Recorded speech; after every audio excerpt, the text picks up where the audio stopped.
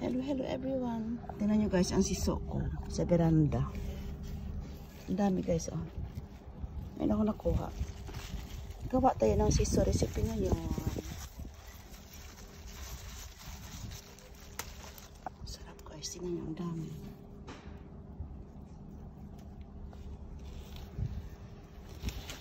May tanglad. Ang siso ko guys. Tingnan nyo. May nakuha pa ko isang piraso ng strawberry. Ito na yung salmondong. Salmondong guys, ito siya. Salmon na siya. Sa abento ko. O, lagyan ko ako ng abento. So, abento ko yan.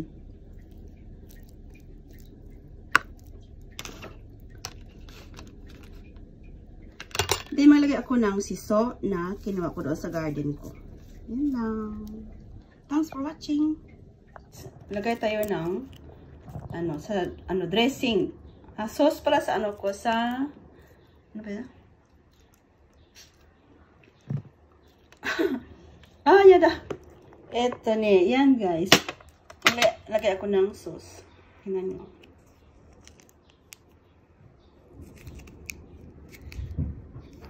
Itadakimasu.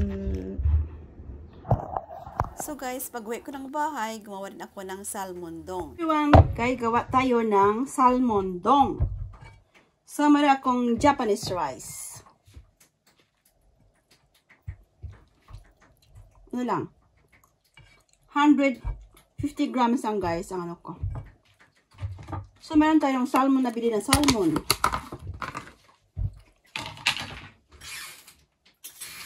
Gawa tayo ng salmon dong guys. Kasi salmon, fresh salmon yan. Hulog pa. Ano ba yan?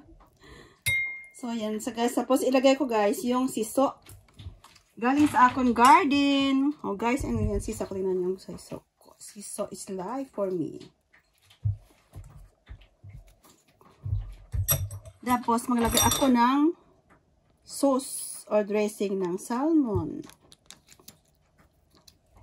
Then guys, hindi mawala ang wasabi. Siyempre, konti lang ilagay ko dyan. So, itadakimasu. Sarap niya, no? Tingnan nyo.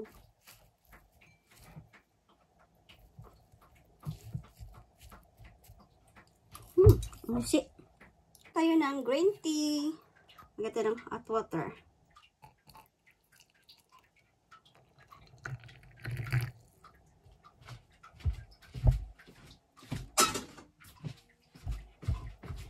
So, kain tayo guys ng dinner natin for today. Meron tayong green tea lang. At saka itong salmondong with siso leaves.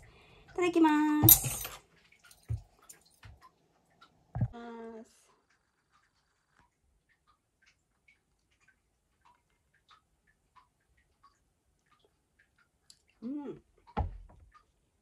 Sarap.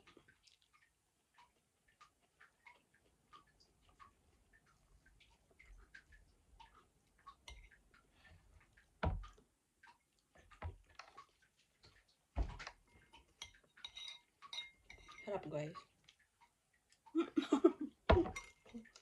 Ito lang sabi.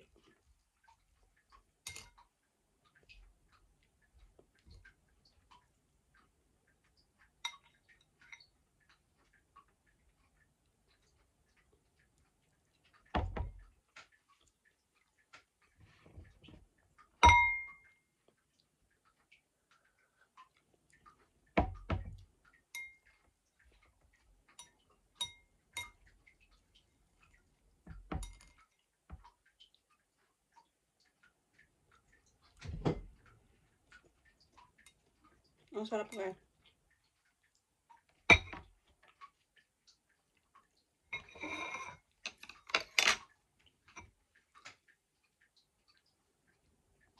Thanks for watching.